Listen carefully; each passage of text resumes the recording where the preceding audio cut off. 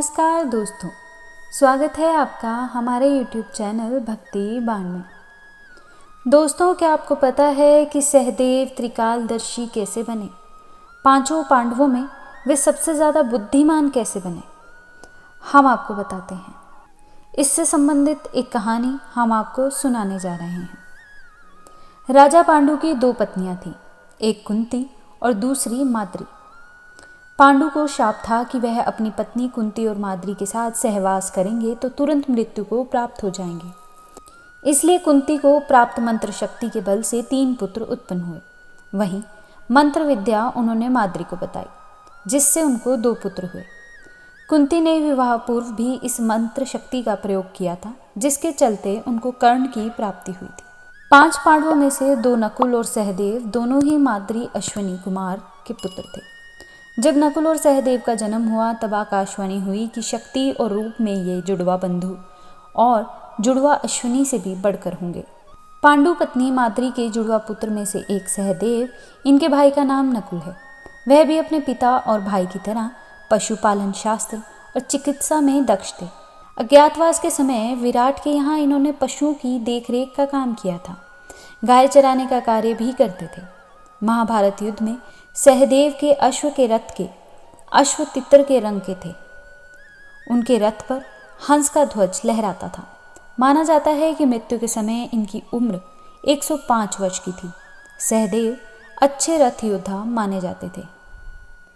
सहदेव की 4 पत्नियां थीं, द्रौपदी, विजया, भानुमति, जरासंध की कन्या। द्रौपदी से श्रुतकर्मा, विजया से सुहोत्र पुत्र की प्राप्ति हुई। सहदेव ने द्रोणाचार्य से ही धर्मशास्त्र, चिकित्सा के अलावा ज्योतिष विद्या सीखी थी। सहदेव भविष्य में होने वाली घटनाओं को पहले से ही जान लेते थे। वे जानते थे कि महाभारत होने वाली है, कौन किसको मारेगा, कौन विजयी होगा। लेकिन भगवान श्री कृष्ण ने उन्हें शाप दिया था कि वह अगर इस बारे में किसी को बताएंगे तो उनकी मृत्यु हो जाएगी। त्रिकालदर्शी सहदेव ने दुर्योधन से युद्ध शुरू करने से पहले उसी से ही मुहूर्त के बारे में पूछा। सहदेव यह जानता था कि दुर्योधन उसका सबसे बड़ा शत्रु है, फिर भी उसने युद्ध शुरू करने के लिए सही समय बता दिया।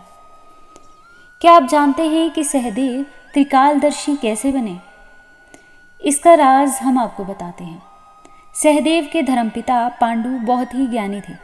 उनकी अंतिम इच्छा थी कि उनके 5 बेटे उनके मृत शरीर को खाएं, ताकि उन्होंने जो ज्ञान अर्जित किया है वह उनके पुत्रों को पता चले।